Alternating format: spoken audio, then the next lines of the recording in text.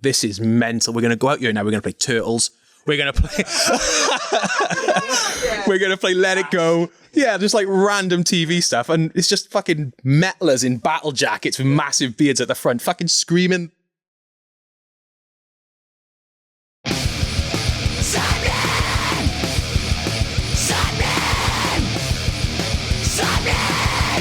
You're listening to Sappenin Podcast. Sappenin! Sappenin! You are listening to episode 330 of Sappenin Podcast, featuring myself, Sean Smith, and my good friend, Morgan Richards. Yes, it's me, Morgan Richards, and if you're wondering how far I'll go for this pun section, then you're in store for the worst, as we infiltrate the sausage factory to cover a whole new world of Disney, the theme tune Danger Zone, and generally living La Vida Loca musical moments. Yes, this week's guests are Punk Rock Factory. The pop punk covers, well, it's not even pop punk, it's a bit of metal. They do a bit of everything, really. But yes, the most successful, brilliant cover band, I guess. I don't know. Yeah, fantastic. Wales's very own Punk Rock Factory. We had the beautiful Ryan Steadman and Peej join us. Well, I say join us. We went to their fantastic studio known as the Sausage Factory. Their choice, not mine. But yeah, we had a fantastic day with them, chatting, hanging out, and seeing everything they get up to. Yes, and a lot of old music posters just all over the shop. For the last 5 years, they have taken over your algorithm, going viral with their unique formula of basically taking all your favorite film soundtracks, pop anthems, and most random hits of yesteryear and transforming them into their own loud, fast, and fun punk rock style. They've covered everything from Teenage Mutant Ninja Turtles to The Greatest Showman, Papa Roach, and Bewitched, getting great praise from the original songwriters and finding a unique niche of bringing not only just music fans together, but a whole community of people from all different backgrounds to share moments and to be silly and forget your everyday problems. And Sean has had a hands-on experience of seeing that up close and personal. That sounds weird, but yeah, no, I was lucky enough to tour with them a couple of years ago, supporting them DJing on their tour, and I'm doing the same in February next year. So come along to that. But yes, what a community, what a brilliant... I've never come across a band with such a varied age range of fans. They literally have people from 5 years old to 85 years old going to their gigs, and it's mental and it's amazing to see. I remember being in Bournemouth and I was just absolutely blown away by the varied age range and clientele that was coming to see them. They were fucking fantastic every night. They were one of the tightest bands you'll ever go see, and yeah, absolutely lovely boys who completely deserve all the success they're getting now and more, because I remember the days when they were all in punk rock bands in South Wales, like we all did, trying our fucking best to get out of Wales and play bigger shows. So I'm glad to see they found a way to do that. And yeah, congratulations to them again on all of their success. They're fucking class. They're lovely. Literally the loveliest boys. Literally, the congratulations is needed. We've been wanting to do this podcast with them for forever, but their success lately is paramount. They sell merch so much every night on these tours and have so many wild designs. Their new album, All Hands on Deck, went straight to #1 on the official UK rock charts just recently. And as Sean mentioned, we got invited down to their own Punk Rock Factory where they record all their TikTok skits to dive into the DNA behind this project, how all these versions work. And most importantly, while they aren't just a covers band, they're going to go through the step-by-step on how they are not only able to release all these covers, but the process that goes into putting them through the PRF, their individual history as part of multiple bands in the 2000 South Wales music scene, ridiculous internet backlash, playing on stage with the likes of Jacoby Shaddix and the girls from Bewitched, and even finding the real Milky Bar kid. Yes, that was absolutely fucking wild. But also, the sentence that you just said, surely there's no other band on earth who's had Kobe Dick from early 2000s metal as Papa Roach and Bewitched share a state. There's no other band. Like, It's never literally, happened. they are one of one band. Metallica's never done that. Fucking My Chemical Romance has never done. Like, any Pantera, like, nope, Slayer, any bands you can think of. Keen have never done that. Slipknot have never, like, it's Papa Roach have never, Bewitched have never, and nobody has done that. And what a fucking mad sentence. They're the only band in the world to have Jacoby Shaddix, Kobe Dick. I will never not call him Kobe Dick until he comes on here and I call him, sorry, Jacoby, yeah, Jacoby. But yeah, what a mad fucking sentence. What a mad band. Well done. A very, very mad band. You can see how much we love them. And you're actually going to be going back on tour with them in February of 2026. And before then, playing a castle with them. Oh yes, we are doing Leeds Millennium Square and Cardiff Castle, July the 17th and 18th and 19th. I don't know. Have a look at the blackoutband.com for tickets for those shows. Punk Rock Factory will be joining us that day, and it's going to be a fucking class Welsh event. Come on, bloody down. Yes, they've also got appearances this summer at Teddy Rocks, a day at Brixton Academy in May, and even going to be supporting our good friends in Bone for Soup and Wheatus in Wembley Arena on December the 13th, 2025. Head to punkrockfactory.com for all the dates, all the links to their music, and for a whole other musical experience. And if you're looking for even more musical experiences, we want to take the time to tell you about Radar Festival taking place at Manchester's Victoria Warehouse on July 4th, 5th, and 6th this summer. We've talked about it a couple of weeks here, and the music and gaming market aspect seems to be getting a good reaction, right?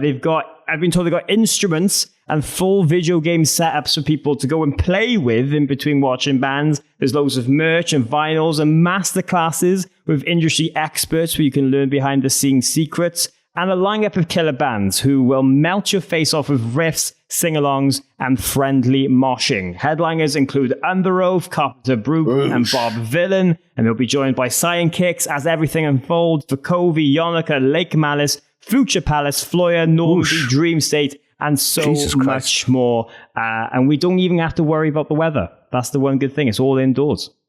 Lovely, perfect, absolutely great. That sounds like hell of a fucking lineup. I didn't think you were going to stop. I was like, what? He's going to carry on naming great bands. But yeah, what a fucking lineup. Check it out, Radar Festival in Manchester. I hope we get to go. Yeah, it'd be fun. If you download the app, there's a cache finder on there already, so you can see any potential like worries of missing bands or them overplaying in advance. Plan a trip literally this second, especially if you're a little bit more Monica than any other of the Friends cast. I don't get that reference. Because she likes cleaning and making like a schedule. You've seen Friends, man. Yeah, I've seen Friends. I didn't give a fuck about it though. Like, not to the point where I know their traits. Wow. Yeah, sorry about that. You're such a Ross. Obviously, I'm Chandler, if anyone. Like, obvious. Yeah, I'm the funniest one. yeah. I'm the more sarcastic. Okay, and I'm very likely to die in a hot tub. Anyway, let's move on. Thank you very much to Punk Rock Factory for giving us this chat. If you want to keep this podcast going, check out our Patreon, patreon.com/Sappenin. That's all I'm going to say. This is Punk Rock Factory on episode 330 of Sappenin Podcast. Rest in peace, Matthew Perry. Sappenin! Yeah, that went a little bit dark, but sorry, I didn't do it. Like, I didn't. Never mind.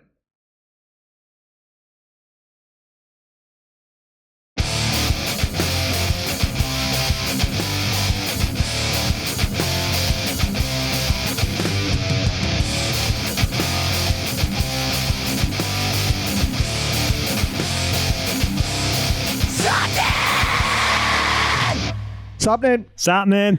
Sappenin. Oh, Hey! I love that. That was fucking brilliant. Joining us right now are Peej and Steadman of the brilliant Punk Rock Factory. How are you guys? Very good. Very good. I was being polite there. You to speak first. Yeah, very good, man. Thank you. You good? Nice. Yeah. I'm all right. Yeah. Very, very nice to be in the actual punk rock factory, the sausage factory, as you call it. We are here, Factory. where they shoot all of the videos. Have you ever seen a Punk Rock Factory video where they are surrounded by magazines on the wall? We are there now, live in that studio, where I can see a picture of Aled Phillips from Kids in Glass Houses throwing a dove at a camera. How would they get away with that? But anyway, we're not here to talk. We're not here to talk about that. Imagine, we just spent the whole thing going, look at Axl Rose. But yeah. Well, you're on the wall at least 3 times we've seen already. Yeah, I'm sorry about that, yeah. Yeah, we tried to cover him up there. Yeah. We've definitely covered up at least 3 of them. It's to keep the kids away from the wall, it is. That'll stop them. But, yes. But go on. How are you guys doing anyway? How's things? How's life at the moment? Very good, Very man. good, very good. We've just come off the back of doing some acoustic shows, which we've never done before. Yeah. It was fun though. I had a good laugh. A lot of trepidation beforehand. One up for it. Yeah. One up for it, mind. I get it. I certainly wasn't. You were up for it. I was up for it. You thought it was going to be great. Just before Christmas, I phoned Peej and I was like, we're not doing full band on this thing. He's like, what do you mean? It's like, well, it's going to have to be stripped back acoustic. Like, what do you mean? It's like, but I can't say it any straight like this. He's like, oh, fuck that. I was like, what do you mean? It's like, oh, you can't be a full band in HME in Cardiff. Oh, no, I'm ringing Neil. But it worked out really well, didn't it? Banging. Yeah, it was class. The videos I've seen of it, you absolutely fucking nailed it. It was wicked. I really enjoyed it. Like my concern was we take songs and we make them while we make them, and it's just kind of reverse engineering them all a little bit. And it was good. People loved it. I thought people were going to hate it, but... And there was that thing of like, you are just 4 40-year-old dudes playing Under the Sea on an acoustic guitar. It's a bit school assembly, so check the hard drives kind of area. Like, but it was good. But no, you've had your hard drive checked. They all come back clear. Oh, absolutely fine. Yeah, they found Aled throwing a dove. That's about it. It all works out in the end. Exactly. Yeah. But I'm sure this whole band has been experiences like this, right? Where you think there's something in front of you that like you can't navigate through, or you can't to turn out the way it has, and then you find a way, or there's just opportunities that have come up with Punk Rock Factory that maybe when you started this, you thought it wouldn't escalate this far. Constantly. Like the amount of times we turn up at festivals and like the band on before us have got about 300 people stood there and we're like, nobody's going to come. Nobody's coming for this. Like, nobody's coming. We walk out and it's absolutely rammed. Like the first time we did Download. Oh. Yeah. Like it was insane, wasn't it? Yeah. Sorry to take you off. No, just go on, please. Another time. Listen, Peej don't want to do nothing when it comes to this. Peej mega negative. We got off to do Download in the Crucible. So we did Thursday night, and then we got off to do the Saturday night as Thursday well. night was great, wasn't it? So Saturday night, Iron Maiden were playing, and a band called Blackout Problems, where they couldn't make it, so they were on the stage that we were playing before us, and there was no one there. Paint me in a better light now. Huh? Paint me in a better light. Well, I wouldn't say the story then. No, please continue. So it was like a 5,000 cap area, and Blackout Problems played like 30 people. Peej comes up to me backstage, and you can't see then because obviously the stage in the way. He's like, I fucking knew this was a bad idea. No one's going to turn up. It's like, bro, it'd be fucking fine, but you're kind of spoiling my day right now. And we literally had half hour to go on. So he goes and does his vocal warm-ups, and then we came out and it was fucking bonkers, wasn't it? There was loads of people, and you could just see people running in from the back. They all ditched Iron Maiden. Yeah, it was when Maiden were playing, wasn't it? Yeah. Wild. That was the thing though. It was like there was no one there. Maiden were playing. It was just like, this ain't happening. Nobody's filling this up. Like, this is insane. But you did, and smashed it. It was fucking class. Yeah. This stuff continues to blow our minds. Yeah, I mean, we say it every interview, and it'd be like, every day is like a pinch me moment. It is fucking wild. Like, yeah. Never expect to get anywhere close to this. No. But it's amazing though, because I've said this to anybody who I speak to about you guys. Like, you guys did it all in other bands first. Like you worked, you fucking grinded, you fucking played the fucking shitty clubs, you fucking grinded it out. You completely deserve everything you've got now, and the way you're so self-contained, it's amazing, especially coming from someone who's in a band themselves, to see a band work how you work is fucking brilliant, because there's not many bands who work as well and as good as you guys do. Yeah. Like, nothing's been handed to us, so that's been a grind. Yeah. I mean, we were lucky that we jumped a couple of rungs of the ladder to start with. Yeah. Like, COVID was huge for us. Yeah. Like, if it weren't for that, we literally wouldn't be doing it, would we? I can't believe you started it. Well, you know. Those tickets to Gotta do what it China takes, paid off, didn't they? That was a bit chewy, though, wasn't it? I love the idea of Cobb going, boys, I've had a plan. It's a bit out there, right? But I started talking to a lab in Wuhan, right? And I reckon we could shut the world down, and then if we just get our videos constantly pumped out to people, we could do all right. It's perfect. Like, everyone sat there on their phone at home for months and months doing nothing, and all they see is us. It was perfect. Cobb, yeah. It was perfect. And then our first show was Bloodstock. Like 8,000 people or something, wasn't it? Yeah. It's insane. That was your first show. Yeah. That was our first Shout show. out to Metal Paul of Ryan metal and festivals. Vicky, Like, Honestly, we were shitting it though. Yeah. We were backstage like, this is mental. We're going to go out here now. We're going to play Turtles. We're going to play... We're going to play Let It Go. Yeah, just like random TV stuff. And it's just fucking metalers in battle jackets with massive beards at the front fucking screaming Let It Go back at us. We're like, this is fucking mental. Yeah, Like, we real played, nerds, we innit? played The Cause. Circle Pit. Circle Pit for The Yeah. Cause. Never played it since. Nope. Yeah.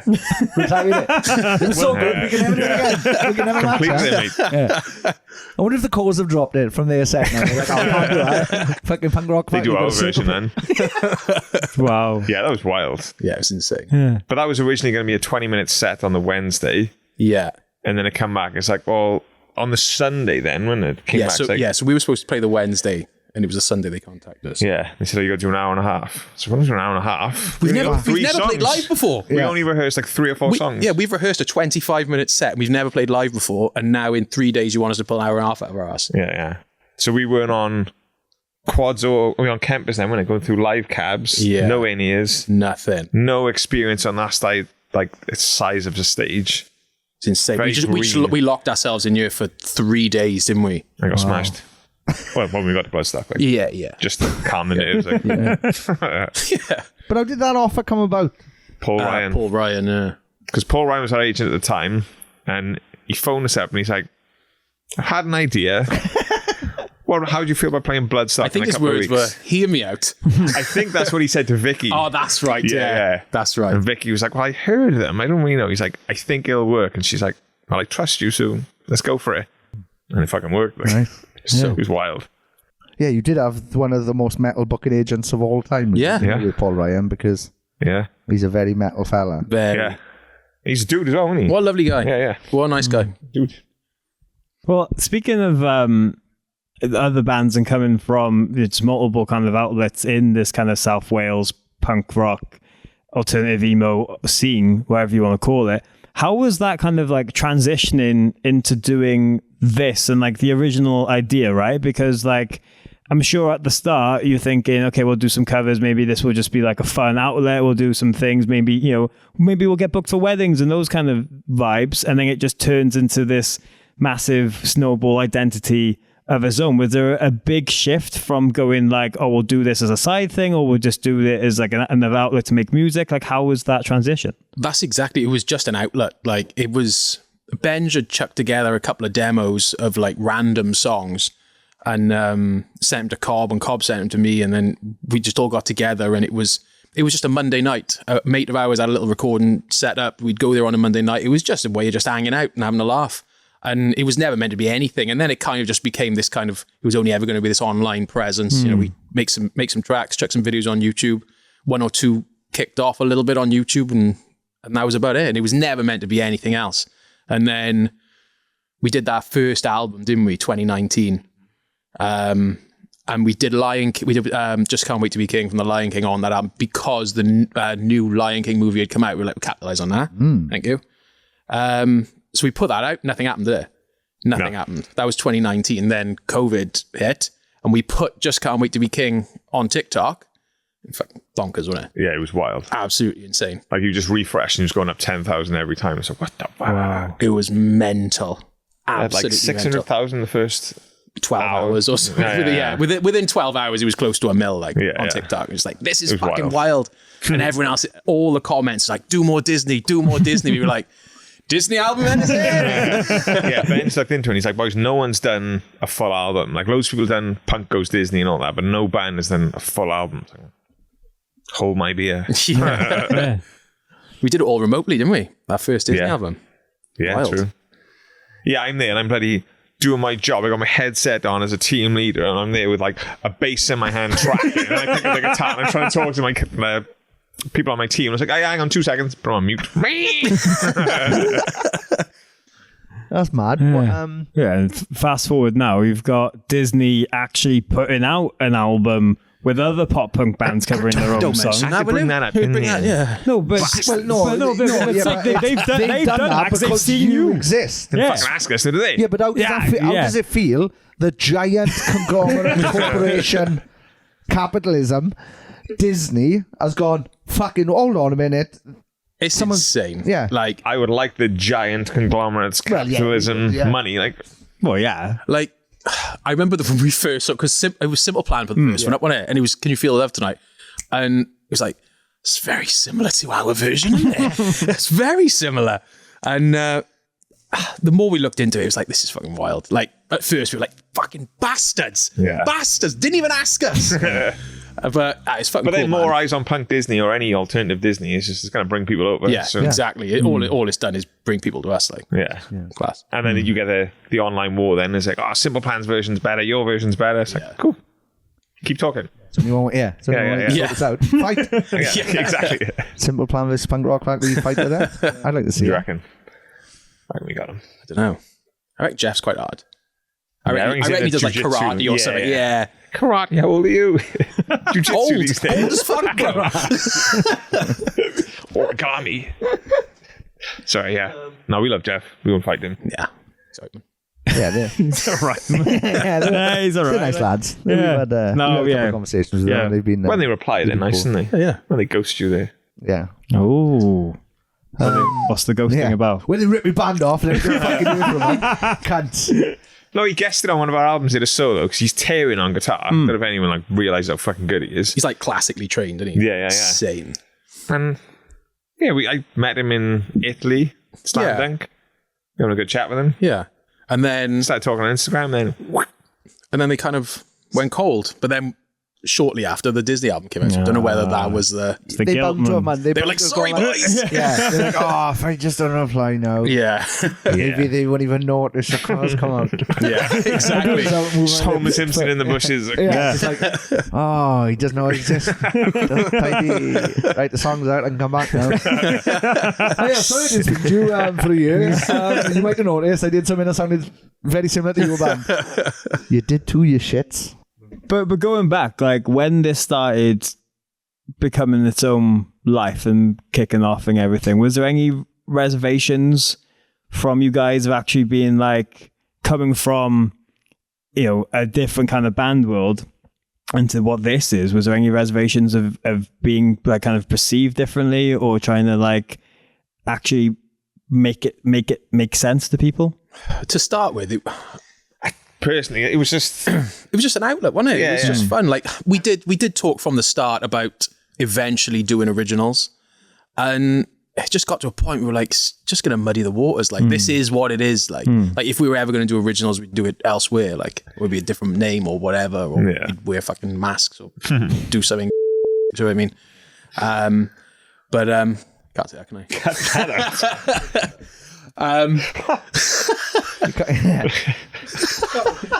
Your face there was a fucking picture. Can't go on. Well, being one is going to affect him. Exactly. You triggered me. If we call him out.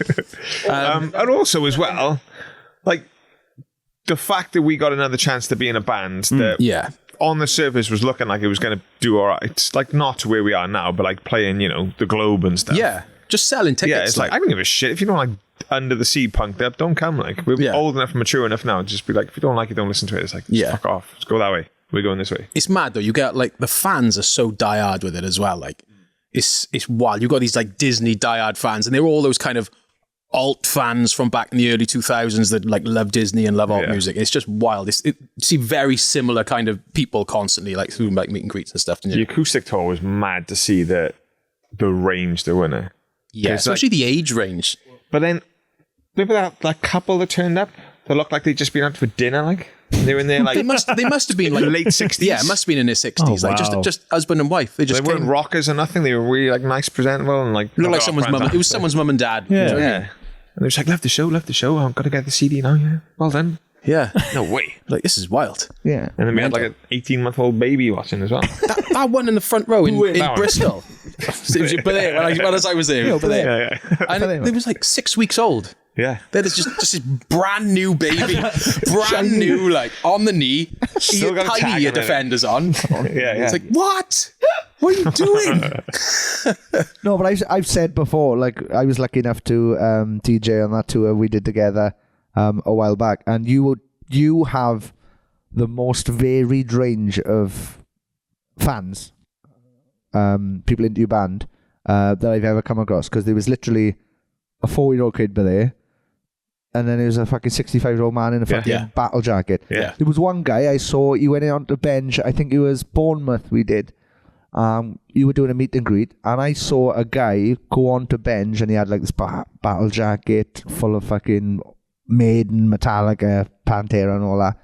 And he said to Benj that this was one of his first gigs he ever went to. Yeah. Bro, we get that so Constantly. much. How mad is that? Yeah. Constantly. But that's... Do you ever stop to think about this? Because you are bringing people to fucking live music who have never gone to it. Like, that's so fucking powerful. And that could change someone's life so fucking much. I suppose we think about when the young kids come up and we give them a pick, or like it's their first gig. Yeah, when you're a kid, it's your first show. Yeah. You always remember it, don't you? Yeah. He could literally grow up to be the next Sean fucking Smith, like. Oh, God. I wouldn't wish that on anyone. No, he could grow up to be like the next guy, like, and it's just like, and he always remember his first gig when Peej handed him his plectrum or Cobb handed him a stick or something. And so I think about it that way, but never think like, never really thought about it. Like we get it a lot though. The amount of people that are in their 30s and 40s, like it's the first show I've been to. That's wild. Like what? Yeah. It's fucking wild. But it's how have you got fast, to this age? Like, I'd say every show there's one yeah, always. that we know about. Yeah. Yeah. But it's wild as well how much like the age difference can be. Like people, like you said, like you've got young kids there. Yeah. And I was explaining you guys to someone the other day and thinking like it must be wild that for someone bringing, like they can bring their kids to this gig, right? Because if they say there's mum and dad and they're like really into punk rock and emo or whatever, and then like, oh, I've got to put the Disney kids like song on for the kids in the car. Yeah. Like, oh no, I can put the punk rock version, which is you, and then gets them into that music. So it's like a generational thing as well. And like, drug boys. Well, the amount of people who not only say it's the first gig, but they'll say like, it's usually the dads say, I've got a relationship with my daughter that I never had before because like now she wants to hear the punked up versions of... I just gone cold. Look at that! It's fucking beautiful. Like, that's fucking amazing. It's class. Yeah. It does. Like the amount of people say they brought them together. Yeah. Insane. Absolutely. And that does blow our minds every time. Whenever someone says that, we're like, fuck. And you see a kid who'll be their first gig and then you'll meet them again a year later and they're like, when they first turned up, they were like that, and now they got long hair. They got a mini denim Fist battle vest. bumping everywhere. Tattoos. Like, bro, you're 12. I've just been in a pit for knocking loose. Fuck this shit now. Oh, fuck you, Dad. Just barking it. Doing the two-step walking up. Squeaky voice last year. What the fuck? Where did that come from? But that's amazing. Like, it's mad how like just simply putting it like a cover of Moana can like literally make a whole family's like relationship be better. Yeah, it is. It is insane. It's mind-blowing, man. Honestly, me and Peej, well, all four of us often just sit back and just look at each other like after we do a slamming show and it's like, oh my God, like what's going on? Like, and the shows just keep getting bigger as well. It's mental. It's so mental. Like we did Academy 1 Manchester in November. Did like what, 2,000 tickets in there. It's like, oh my God, this is unbelievable. Yep. Like walking out to that, like you've played it, like you know how insane it is. Like just absolutely blows up. We're playing Disney covers and TV stuff. Like Playing with Bewitched on the stage. Yes. Then they bust on. Oh yeah. Yeah, we were trying to get in touch with them for to be our Christmas episode. Like after we saw him with you, I was like, "Whoa, we got to get him on now!" Fucking Texting him, yeah. oh, Look at that. I'm texting now, man. Imagine when Reason Sleeps was going, right? Or like RMs or fucking Club Beaver Bar. One of those nights, right? And I'd just gone, one day, you're going to want to bewitched numbers in your phone. Right? You'd have gone, fuck off. There you go. Well, I'm glad it is. Yeah. But yeah, fucking hell. Yeah. I know you were obviously doing C'est La Vie, but how did that come about? It was the start of the tour, wasn't it? So the start of the tour, we were in Ireland, and the start of the tour was the first single that came out, which was C'est La Vie. And we put a story up and they viewed it, didn't they? That's right. Because I put one up, didn't I? Like when it came out, and I was like, oh my God, I think they watched mine. Yeah. So we put one up from the page and saw the same people watch it. And Ben's was like, I'm just going to message him. Or I think Cobb was saying, like, message him. Get him Message straight from the PRF page. Yeah, so we were in Dublin thinking, oh, they're bound to be round the corner. Like, They're Irish. Yeah. Oh, no, we live in Manchester. All right. Oh, fuck. But she said, yeah, we'll come to the Manchester show if you want to do it. But that was like a good couple of weeks later, wasn't it? Yeah, that was like 3 or 4 She's weeks like, of course you will. Of course you will. And then time went on. They were still up for it. And they were like, That's mad. if sort us out some cars and we'll come. Didn't Simple Plan it then? No, Not at all. Not at all. They turned up. They had their own in-ears with them and stuff. They said, can you do the canon The canon. midway? The And it's dance, like, wasn't it? Yeah, what's that? And I was like, I got to do a solo in the canon. Yeah, What are you yeah. on about? Yeah, And He's doing the Sum 41 solo at that point, mate. Yeah. But we practiced it in the dressing room and it was banging. So good. So good. So we all got in a line and did this little like Mexican wave dance. So it was hop, hop, hop, hop, hop across the line. But Ben's, bless him, because it was such a moment, he was living in the moment so much, he jumped up on the Eagle Rise and he's like, fuck yeah! And he looked back and we're on the line, he's like, oh no, I missed the cue! So it was just me, Stead, and the two girls. Ben missed it. Yeah. It's funny though, isn't it? Is there any footage of you rehearsing it backstage? Oh, aye. Yeah, I think it's on, Oh, it's up online. I think so, yeah. Oh, I haven't seen that. Yeah, it's on, Oh, I'll have a it's on look. TikTok, Yeah, I'm sure I'll it check is. it Oh, I'll have a gander. It's funny. Yeah. But moments like that are just silly. Like when you think back and Ridiculous. be like, Yeah. And it was, because they said, oh, they're here, wasn't it? Like, TM said they're here, and it's like, oh my God. And then they walk in, and you're like, not so much starstruck, but it's weird, isn't it? It's Yeah. like, I've seen you on TV, it's Yeah, yeah. mad. And she just sat down, she was on her own, no entourage, nothing. And she was just like, how's it going, boys? Yeah, it was a Delta in the first. She Yeah, was just yeah. like, fine. Glass of wine? Yes. Like, glass of wine. Like, Class. yeah, it's it's, awesome. it's one thing to have like praise and like a working relationship with bands in the scene that you're like, okay, this makes sense, like a Bowling for Soup, like a Simple Plan or something. But then when it's someone like Bewitched who, you know, they were on the telly all the time on top of the Pops or magazine covers and stuff, it's a bit like, wait, what? Like, yeah. Yeah. you like this? Like, I know, you it's like mad. what we do? Like, Yeah, the fact that we were doing their song as well. Yeah. And she's like, we'll come and do it. Yeah. Go on then. And there's no cross, they got nothing to gain. It was like in the alternative scene, it's like you can make sense. Because like, I've seen that, yeah, that works with that. They got nothing to gain from it. Just like, yeah, let's do it for the crack. Like, Yeah. Did Benji open with, like, oh, do you fancy doing the song with us? Or who suggested it? I think it was one even doing the song. They suggested it. Bass mad. We just asked them to come to Yeah. a show, and then they said, "Oh, it'd be so fun to come up on stage and do it." Fucking yeah, Go on then. Stay up everything will say. You don't hear the words, just sing along. Like, Well, it's cool because they filmed loads of stuff as well. So Yeah. they were like doing TikTok stuff for them. So they Right, were knocking okay. on. We knocked their door, wasn't it? Yeah, so they did a whole perspective thing. Like, we knocked the door, they opened the door. Like pretending we didn't know. We're like, we we're didn't going know who we to, were. what was it? We're going to stage now. And they're like, well, who are you? Yeah, and they just kind of Like, closed the door on us. Yeah. But then they were filming, got someone to film them from behind while we were on stage, and they were watching us backstage. So they were well into it. Yeah, they were loving it. I can't find nothing. I got PRF socks on my screen.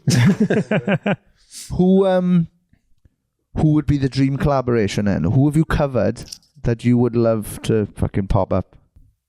Oh, ones we've already done. Yeah. I mean, the one that was up there's already been done. Just a name drop, like. we were doing Cool. Rock for People in Czech Republic. Yeah. And Papa Roach were playing. We ended up talking to them, and he came on and did Last Resort with us. And then got lost when the Blood Brothers were bitching it. Yeah, he did. Like, no, we didn't brief it. We didn't brief it. True. Yeah. That was mind blowing. And afterwards as well, like him and the drummer, like we were like, we're gonna go and chill backstage for a bit. If you want to come and hang with us, they're like, yeah, we'll come and hang with you guys. That was the exact words. I can roll with you guys. Yeah. Fucking right. Just hanging backstage, like that was insane. Like, Ridiculous. yeah, That was like, mad, that's 'cause bonkers. We're backstage and it was him, Tony the drummer, and their guitar tech, Stolo. And Benj got talking to Tony, and he was like, "Oh, you were in 10 Foot Pole," and he was like, "Oh yeah, years and years ago." And he's like, "Oh, where are you guys from?" He's like, "Oh, Wales." He's like, "Oh, I played Wales at the Oz Bar," and Benj was like, "With 10 Foot Pole?" He's like, yeah. He's like, "I played that fucking show." So they were just freaking out then. So him, Cobb, and Tony were talking, and then it was me, Peej, and Jacoby talking then. Then in CeeLo, winning that gangster game. Yeah. Oh. Yeah, he had dice and he was just chucking dice. I thought you meant CeeLo then. CeeLo Green. CeeLo Green. He was yeah, no, not that. Yeah. Well, I thought, because he was sitting there and he just kept rolling his dice. And I'm like, is he like got some mad thing where that's like Harvey Two-Face, you know? He's like, that's how he makes his if decision. he rolls a double, like, he's got to agree with him. Shall I sing in this band later on? 3. Time to get fucked. Yeah, but it's some mad street or hood game he called in it. CeeLo. Wow. CeeLo. We couldn't get rid of him though. It's class. It's class. He was there Honestly, till 3 the in the bus call morning. was 3 a.m. and he was there until 2:59. TM's knocking on the door like, "We gotta go." Can we have him? Can you leave him alone? You want to go? Like, take him! None of us have said a word for an hour. It was class. It was so class. fun. Yeah, that was a mind-blowing moment. Any other? Will Smith would be all right, wouldn't he? I'm down for that. Like, I mean, if any of the original artists wanted to guest on it, would be fucking slamming. Like, Well, yeah. The this Rock. is just a cool. Yeah, we tried so hard. we pushed hard on that. Like, people were tagging him constantly in comments and all. We'd be like, right, we got to make this a thing. Let's just push it and push it. So people are just constantly tagging him at one point, and it didn't work. No. Yeah. It didn't work. It hasn't worked yet, but yeah. Well, what you I should wonder if you do. can do it live, or What you should do is make a wrestling smack talk video against him, like call him out as a wrestling promo, and then he might respond to that. Where were you 2.5 years ago? That's a great Fire idea. club. Get rid of it. Can't play drums, but you can't have one idea. Well, I did every 2.5 years. Great Might be idea. all we need. One idea. Get the rock in. Good, wasn't it? Well, yeah, we were talking on the tour before about you guys. Well, I suggested for me. But you guys doing a wrestling album and stuff like that, because it's some fucking stonking theme tunes. Yeah, we've had it suggested quite a few times. It's a huge scene as well. But Yeah. how big is the music in wrestling? Oh, it's Pretty Does it go hand in hand in hand. I've seen now they've started doing wrestling nights, wrestling rock nights. Oh, DJ is nights, it? yeah. okay. I Where can they- see how into this you are by the way you just sat up. Yeah. Like, I've never been into wrestling. You Like, missing out. oh. never. Fucking class. So, like, I don't get it. It's on Netflix now, so you can watch it. Is it? Yeah, it is. Okay. I don't watch it. But, like, It's huge. Yeah. It's, yeah. But yeah, I'm sure like sometimes it might be like a weird decision to sit down and be like, what avenue do you take this band now? Because you've done the Disney covers, you've done TV shows, like you've done like just New other metal-y. bands like new metal and people from the 90s and stuff like that. And like, you know, you can what the beauty of it, you can always go back and you can just do a mixture of random songs Of course, if you wanted to. Of course. But I'm sure there's like other avenues you go, oh, we could do this, but does it work? And like, do we understand that? Does it cross over? Because it's even its own thing that like people who love your Disney covers might not like the other covers you do because they don't really know those songs Yeah, as yeah. much. That's Or the like, thing, it's weird. It's a whole other world within a world within. 100%. Yeah. Like, but that is the risk with the themed albums. Like, you know, people that love musicals may not necessarily love Disney and vice versa, and you know, whatever the theme is. But I don't know. We kind of run with the theme now, don't we? Every album's a theme. But It just makes it easier to market and it's just selling, you know, one kind of pocket then. yeah. Like, we can do decades. We've done 90s now. Yeah. Like 80s, 70s. Glasses, you know. Easy albums, isn't it? Yeah. Easy, like. But you can always do volume 1, 2, 3, like during there's enough hits from all those, whatever genre you're trying to. Well, we wanted to call this album, now that's what I call PRF Volume 1.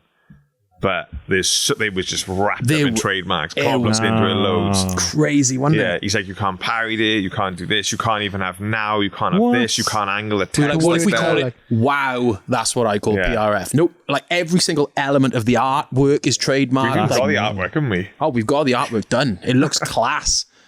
But just couldn't do Get it. sued if you post it.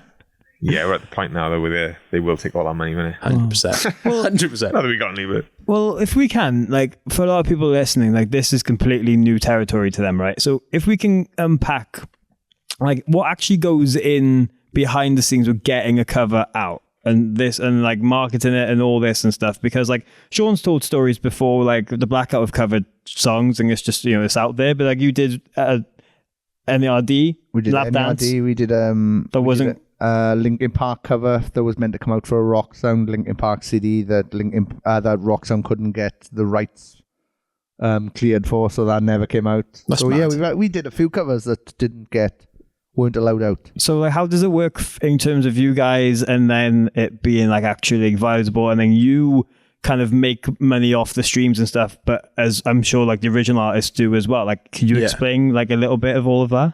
yeah, so basically all we do, like, there's a lot of other stuff that goes on, but in terms of that side of things, you get whoever's written the song. Is it a producer as well? I think so. It's the original songwriters, the original artists. Yeah. And you just kind of... basically, you go through your distribution and it's who the songwriter is and whatever, and then all the names. So when it goes through, like, any money that comes in goes to them first and then us after. Yeah, we go through DistroKid, so we just upload all the information. They'll clear it in a week or 2 weeks, and then it goes live. And what was the thing we had with the Pokemon one before?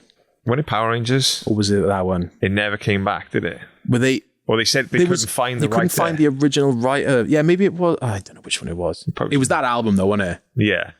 There were like a couple of songs where like the theme tunes, like things like fucking Denver the Last Dinosaur and stuff. Like you can't find it. Funhouse as well. Couldn't find the original writers for it. Like, What? Imagine that guy just sitting on his couch and a check comes to the door. Like, who the fuck is this in a Funhouse? Fucking hell. but like there was, I think it was something to do with the physicals, wasn't it? Didn't we need permission or they needed clearance through something to have the physicals made? Hope not. We still did it. Yeah, we still did it. No, but they get it retrospectively though if they come back. Don't Isn't it? It's still they don't Talk get about it from, yourselves, boys. Yeah, yeah. Oh, I like this. Isn't it? It still goes in a pot, Yeah.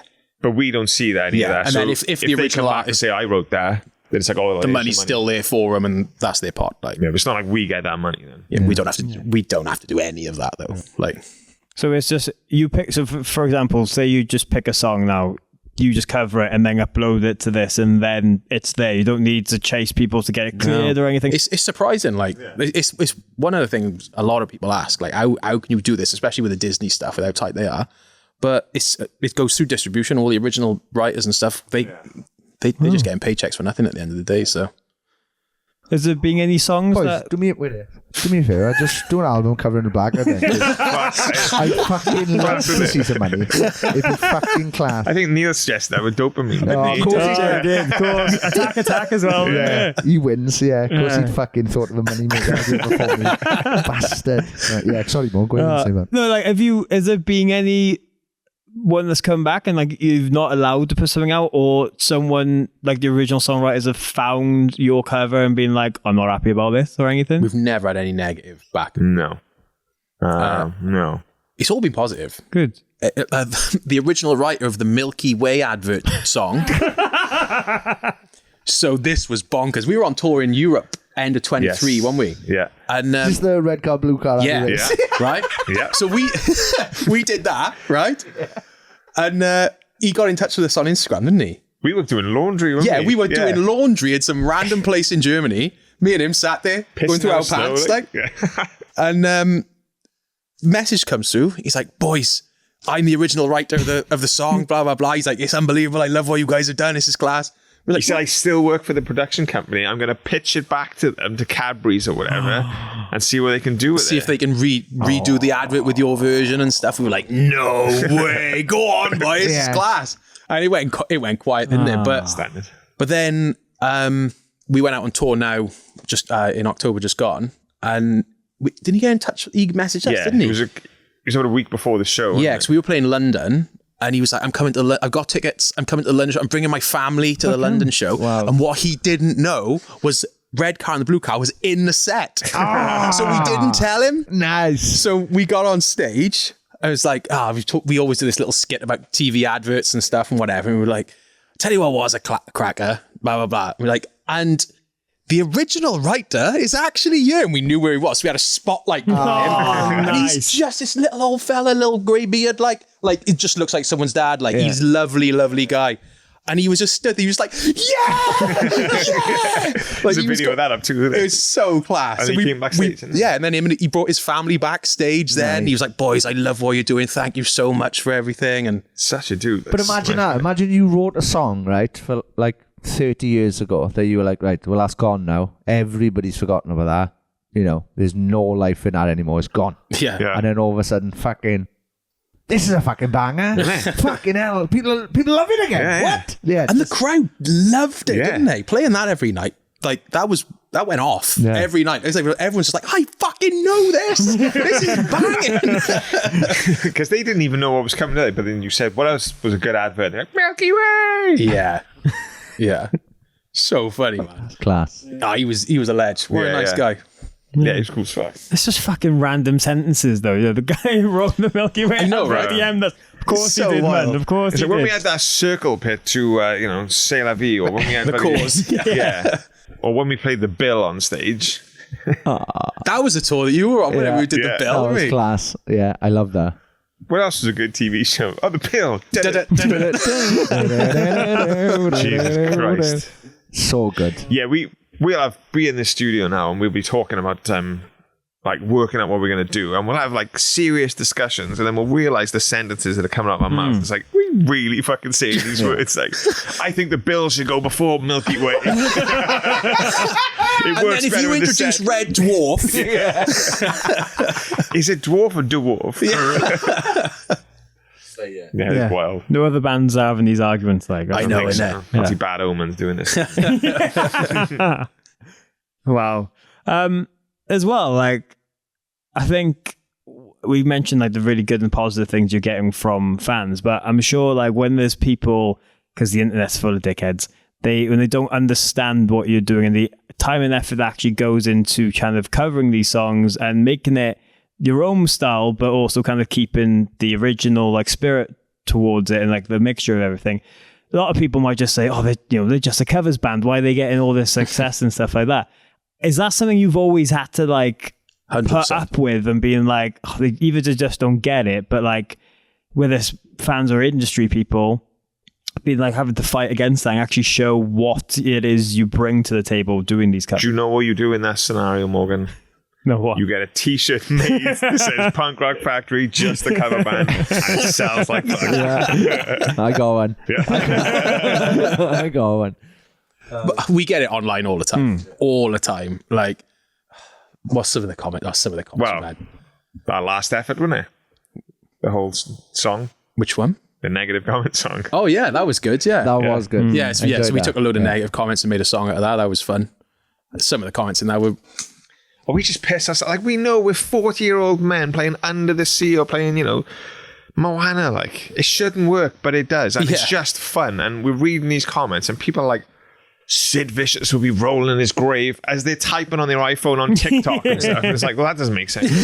This isn't punk. Yeah, and it's like, fuck off. Like, and we honestly do not get offended. We just end up pissing ourselves. We'll be in the van or the bus or whatever. And if we're getting, what's that Instagram? The one they post something. Catatonic Youth. Catatonic Youth, yeah. But when they post something, we know because the hate that comes in. Oh, it's we're just pissing savage. ourselves. It's so funny. Like, so good.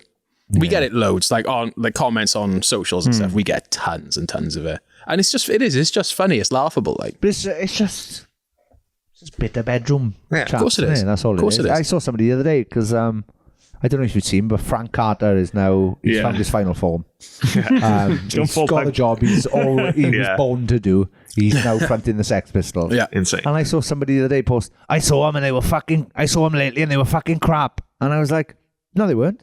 Yeah. He's born to do that. Like, that's literally, he's better than the man who originally did it, I think, because he's not selling butter and he's not at all. But, just seeing people online going, oh, it's not the same without John. Well, John, who he couldn't do it now. Like, he'd be out of breath half a song in. It'd be game over. Like, they're as visceral now as they've ever been because I Frank's bet it's a backing it. Clash show. if you like any remote inkling to liking the Sex Pistols, I bet it's fucking banging. 100%. He's class, but yeah, it's just miserable knobs online and with nothing better to do than always whinge about other people's stuff. We get it from other bands as well, though. Yeah. Like, you hear stuff in passing, like, they're just a cover band. Like, how are they doing? How are they doing this? How are they playing in front of all these people? People just like what we do. Like, boys, just don't worry about it. Maybe like, you because we're crack on. focusing on ourselves and not other bands. Yeah. Maybe because Peej is fucking breaking down and doing the countdown show in the middle of a set. I wear a spangly jacket halfway through the set. Like, Oh, boys, I cannot wait for next February. it's going to be class. Cannot. I'm already fucking excited for it. Bro, we got to put out all the stops for that tour. Like, we did some ridiculous shit on the tour that's just gone. Like, ridiculous. I had costume changes and stuff. Like, Thriller jacket. Like, these All boys in masks. all in fucking skull masks for play Thriller and Should do a that. sleep talking cover. That'd be And good. then fucking... We've gone mapped out. Yeah, we have. Have you? Yeah. Cobb was banging on about it for ages, and he's like, let me just put the drums down on So we got the drums down for it. We got We got it mapped out, yeah. like. Ooh. That'd be funny, wouldn't it? But then people might realise that you are actually asleep. I said too much.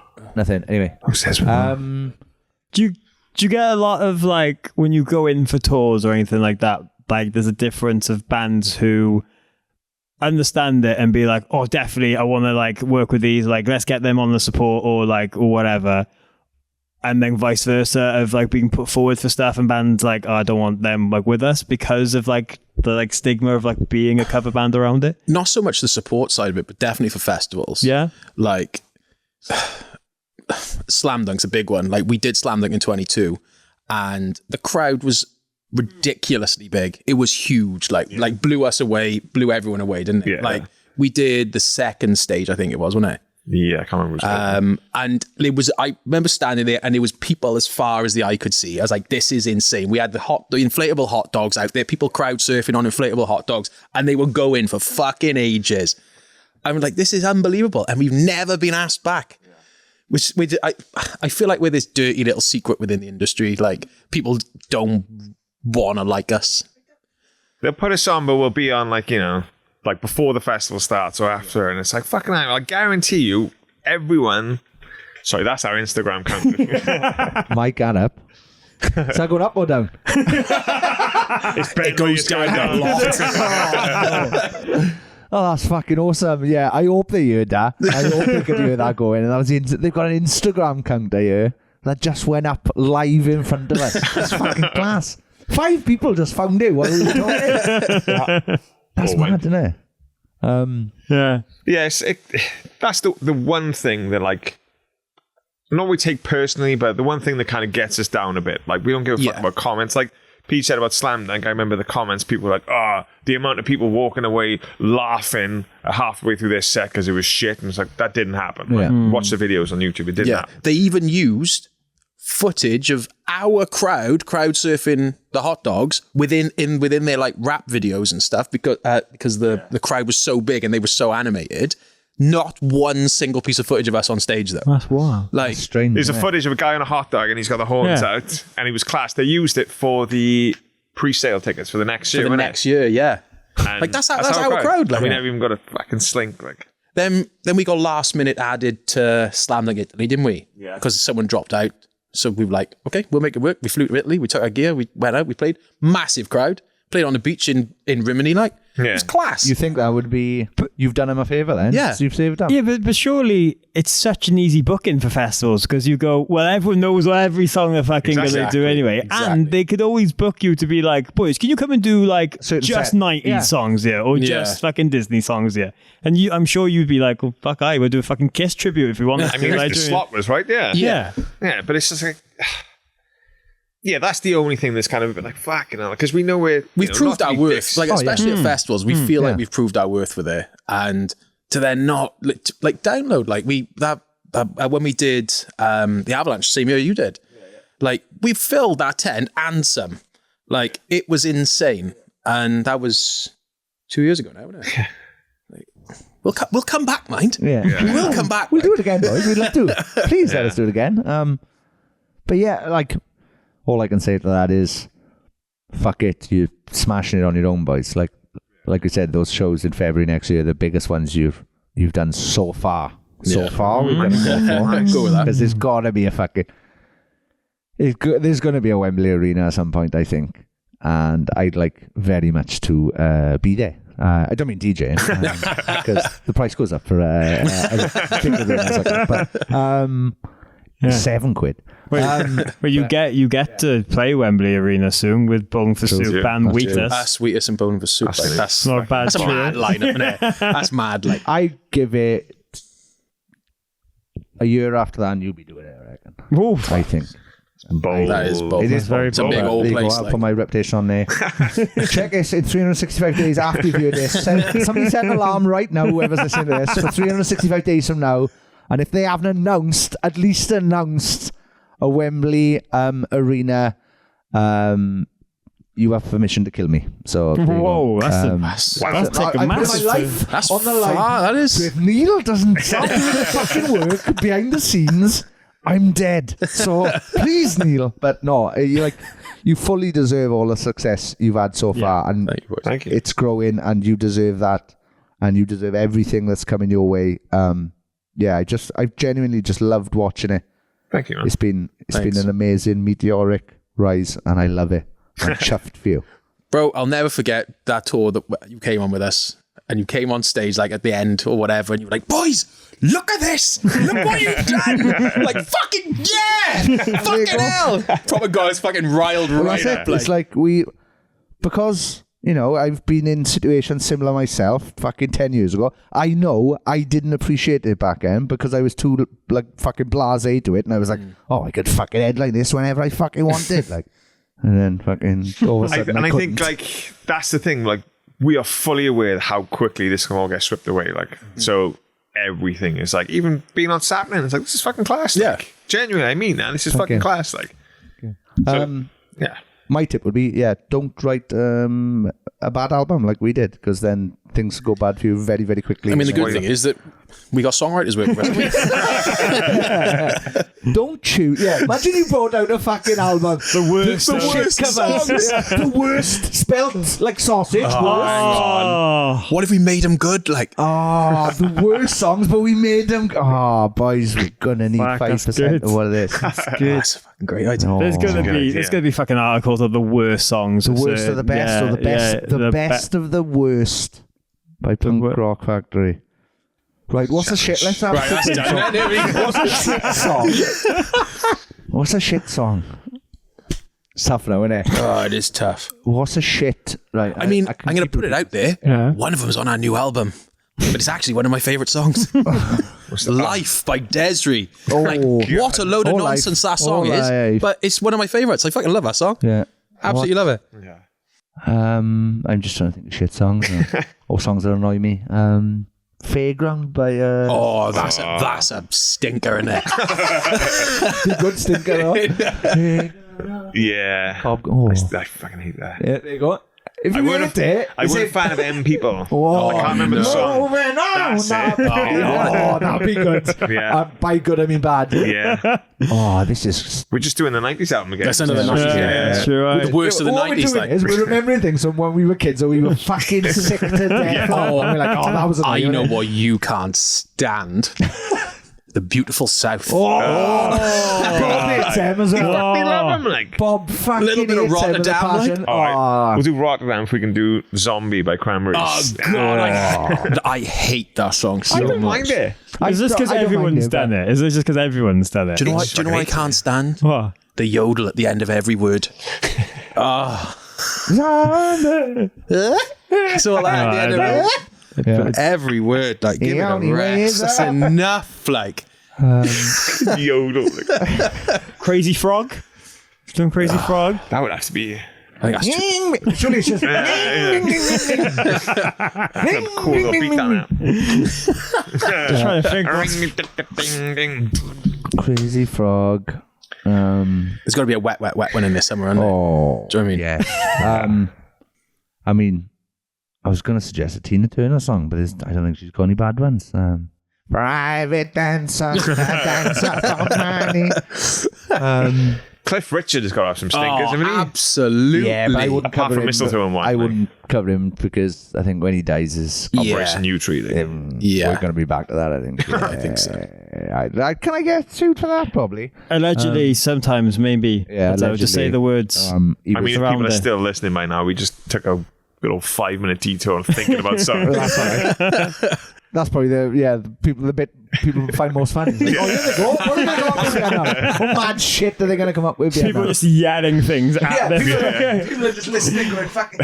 I fucking said M, people. I fucking told you. Shouting in the house like, well, yeah. Put it in the mic, I at don't least. need to shout keen into the mic.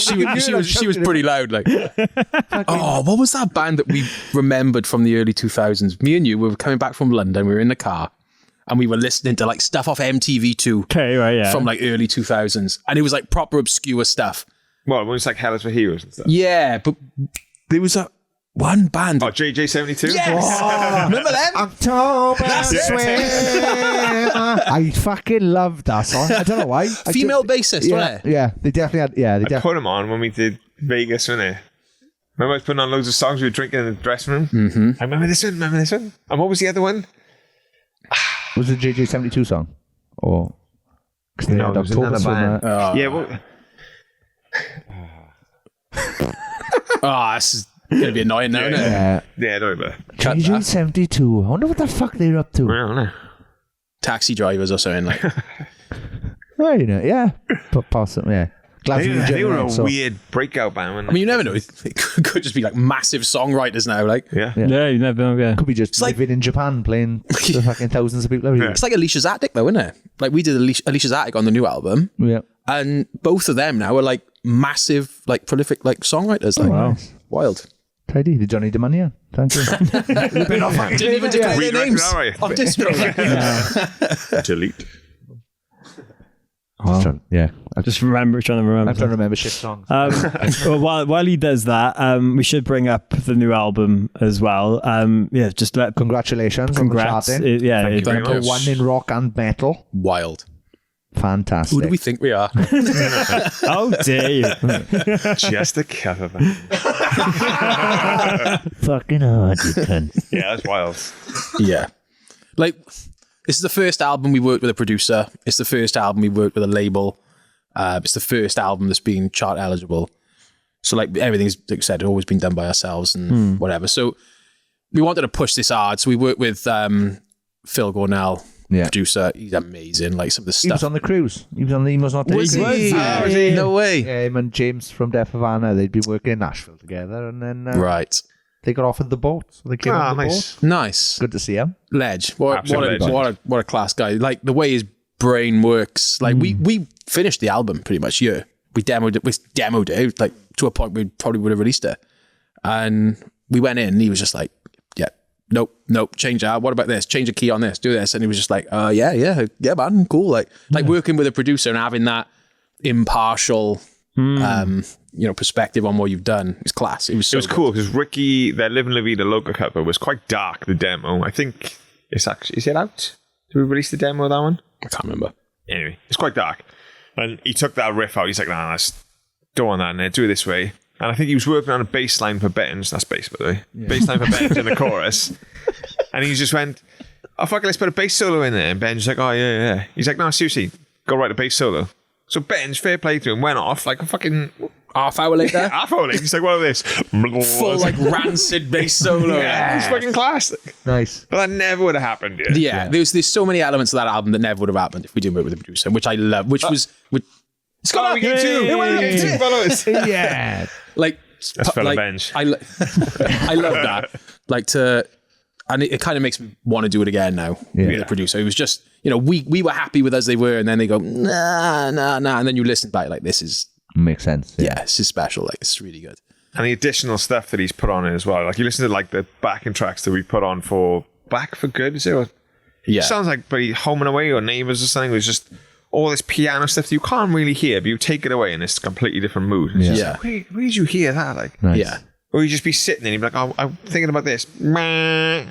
It's like, bro, that note's not going to work. It's like, Yeah. hang on. Or the amount of times like we're playing guitar or bass, and you'd be like, go to that note there, and you play it, and you go, oh God, that sounds disgusting. It's like, just leave it there. You're like, I don't know, man, that note's horrible. And then all of a sudden, he's put this extra stuff on it. Yeah. I don't know, it works. Like, what the fuck? Like, Yeah. it's insane. Fair play. Massive eye-opener. Yeah, it was really cool. You're a very clever boy. Yeah. He is. Yeah. He really is. And it was amazing, like, the way this album's come about, like, it's blown our minds, like, never expected it to. Well, what made it, or what not made the other albums chart eligible then? Because we released them ourselves. Oh, is it? Yeah. And you've got to, what is it? You've got to have a business registered in a certain way to be able to sell them to be chart eligible. Yeah. Neil knows about it. Yeah. We don't.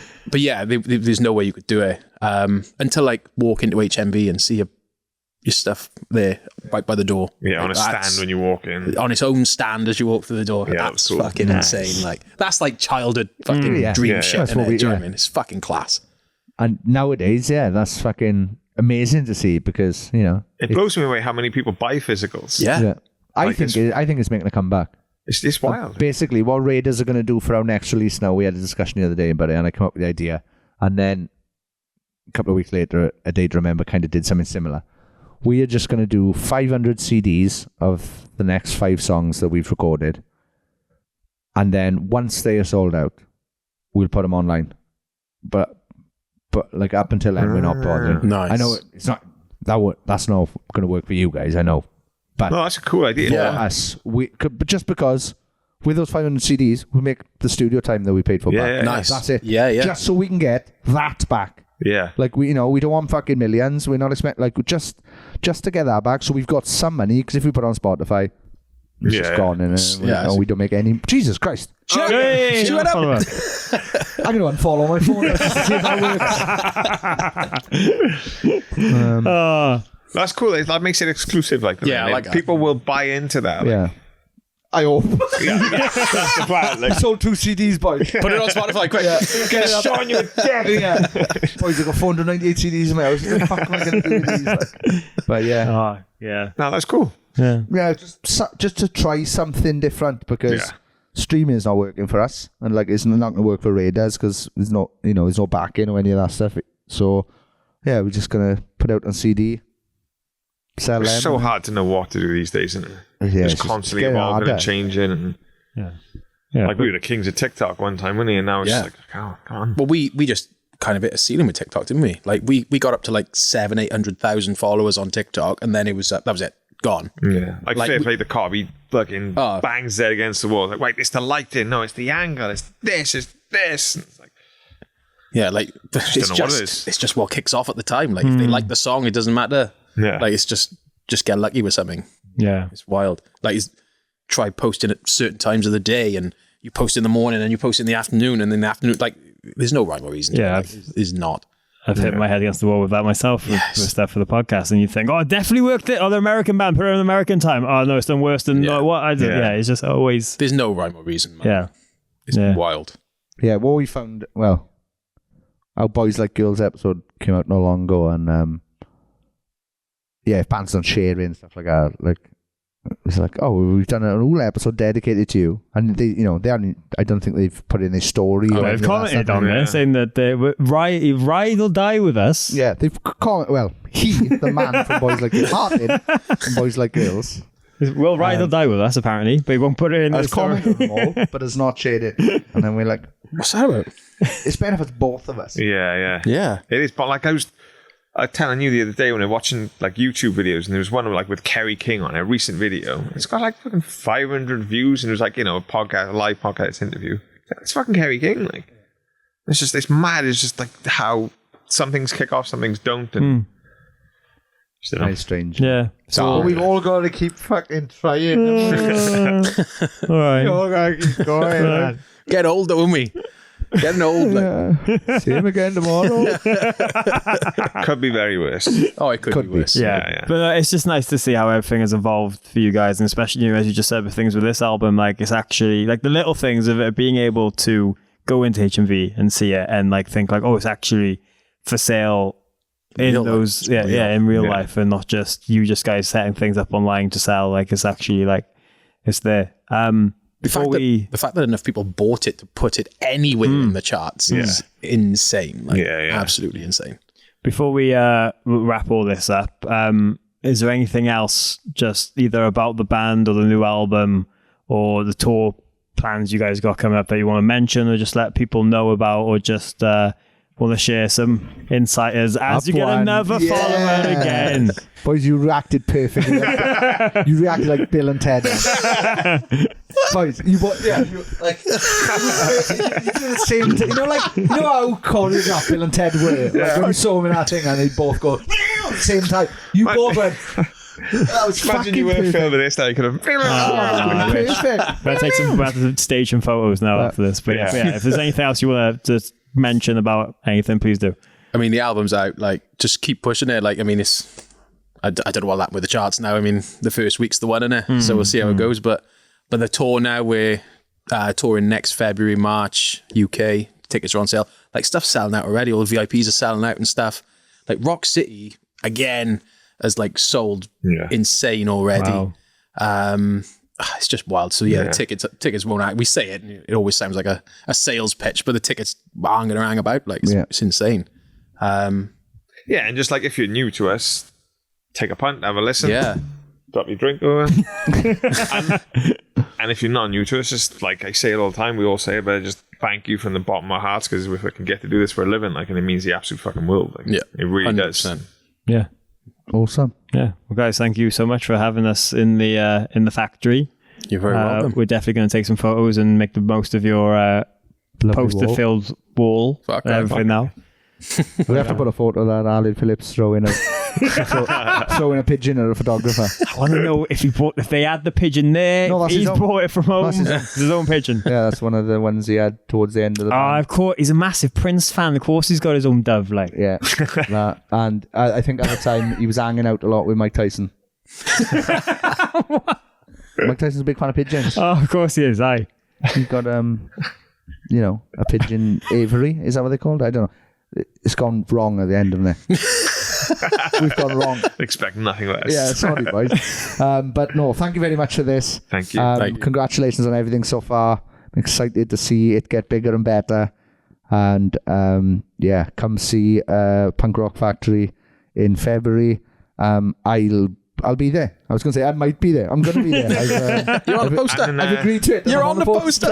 And Cardiff Castle will be sharing the stage. Oh, yes. We haven't mentioned that. And Leeds. You're not doing Leeds? No, just Cardiff. Oh, what am I? Nah. Got more followers. Yeah. Oh, got one more.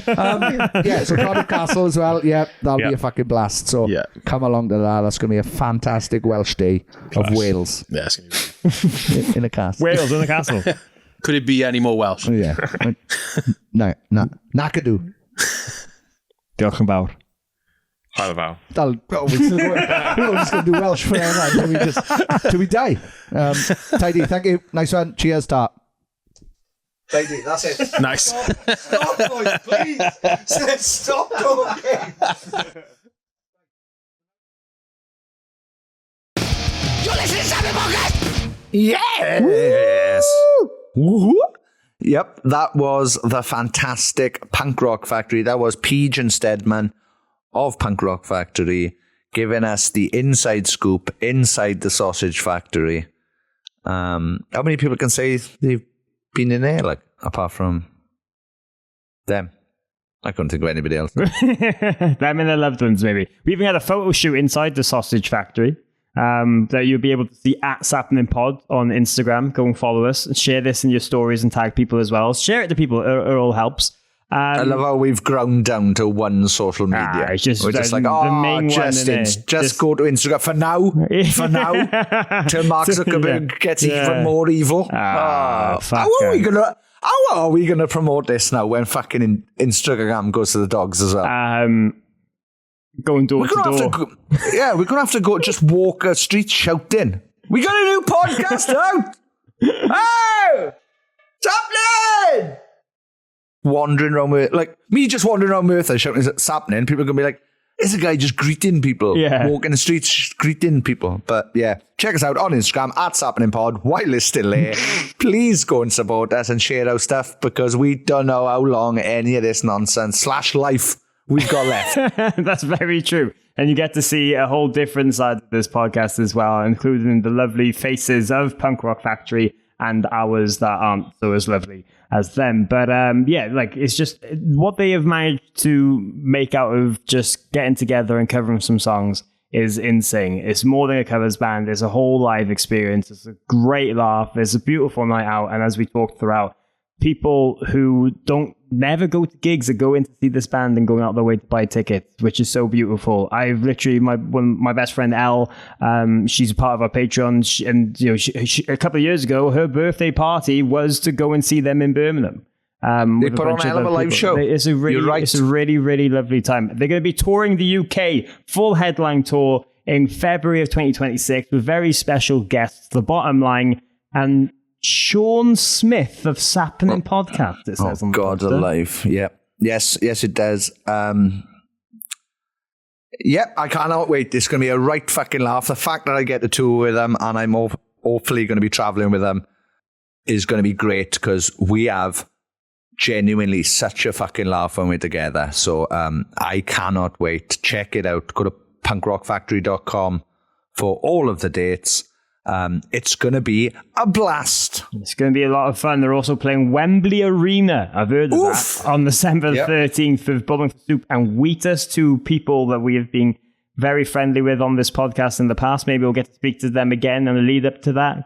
And if you enjoy different musical experiences, please go and check out Radar Festival at radarfestival.co.uk for the full lineup that include Under Oath, Carpenter Brute, Bob Villain, Yannicka Vakovi, and so much more. There's a whole community of different aspects than just going to see live bands. And for a limited time, there's 15% off tickets for the links on the website. So go and check all that out and have a great time. And while you're doing that, go and check out our Patreon, patreon.com/Sappenin, where there's even more secrets about this podcast, and there's videos, and there's bonus podcasts, and there's people you can make new best friends with. I've started looking at doing some new merch to get out in time for the summer, so you can all go and dress nice with Sappenin stuff on, if that two things... What are we doing? Fleeces? Well, if you sign up, you can have a vote and you can get involved. Yes, please do, because we haven't got a fucking clue what anybody wants anymore. As you can tell from the chats we have, because I don't know what the fuck I'm saying. I'm just waiting for a big asteroid now, but yes, check it out, patreon.com/Sappenin. We love everybody who's ever been part of it. If you're thinking about being part of it, come on, man. But yes, there are some very important people that I need to thank who are the top tiers, and that is as follows. Thank you very much, Kylie Wheeler, Janelle Caston, Paul Hirschfield, Tony Michael, Scarlett Charlton, Mitch Perry, Dilly Grimwood, Nathan Croshaw, Johanna, Molly Malloy and James Bowerbank, Jonathan Gutierrez, Kat Besson, Chris Howard, Amy Louise, Amy Hogg, Jenny Robinson, Murray Grimwood, Scott Jones, Amy Dawson, Mayumi, Stuart McNaught, Ellen Southfield, Jennifer Dean, John and Emma, Caroline Robinson, Jenny Munster, Louis Cook, Carl Pendlebury, James McNaught, Jason Heredia, Valet Bung, thank you very much, Martina McManus, Span, Thomas O'Neill, International Women's Day of Rock, Nothing Minor, play the Green Rooms tomorrow, 8th of March. I mean, you can't retroactively sell tickets, but he's had a bash. I'll give him a... Thank you very much, Dan Peregrine, Kalida Keane, Emily Perry, Adam Kingle, Goss Parslow, Lambda Lee Martin, Fraser Cummins, Laura Russell, Josh, my missus just found out I replaced our bed with a trampoline, shit the roof crisp. That's old. Connor Lewins, and last but no means least, Kyle, King of the Sloths Smith. Happy birthday for this week. Also, my band Raiders are playing Bridgewater on Friday, the 28th of March, supporting a brilliant band called Fangs Out from Birmingham, who are fucking ripping. So come along to that if you're in the southwest of England. And also, my band The Blackout are playing April the 2nd at Brixton Academy with a band called You Me at 6 at one of their last shows. And then 2 days later, they play their final show, which is 20 years after the first time they ever rehearsed. Wow. April the 4th, 2025. They're doing Wembley Arena. Get your tickets now. If not, get tickets because you can watch it streaming. So get tickets on that. I might go to that one. Ooh. Can I come? No. Fuck. They specifically said. Yeah, I don't think, I went to the Carver shows with you, and I think they were happy to see half of us. Yes, I can confirm. They were talking the worst possible things they could say about you. They were saying, and I'm not going to lie, I was cheering them on. I'm not going to lie, I'm a terrible friend. I was going, boys, you're exactly right. You're exactly right. And anyway, here's some more secrets about it. So then I started spreading more rumors about you. Oh, it's only natural, isn't it? You know, because that thing with the donkey. But yeah, I haven't told anybody, just them. So Okay, if if that comes out, it came from them, not me. That's all I'm saying. Okay, cool. Okay, nice. Maybe we should end this podcast before start crying. Probably best. Yeah, probably best. Sappenin! Thank you, Punk Rock Factory. We love you, boys. Stay safe. Keep your tongues out. Don't die. Don't be sick. I've done a bit, really, haven't I? I've said Sappenin. I can't do it. Bye.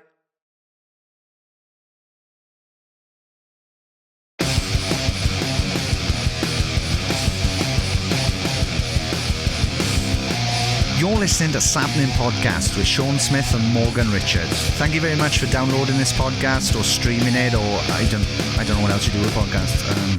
Thank you very much.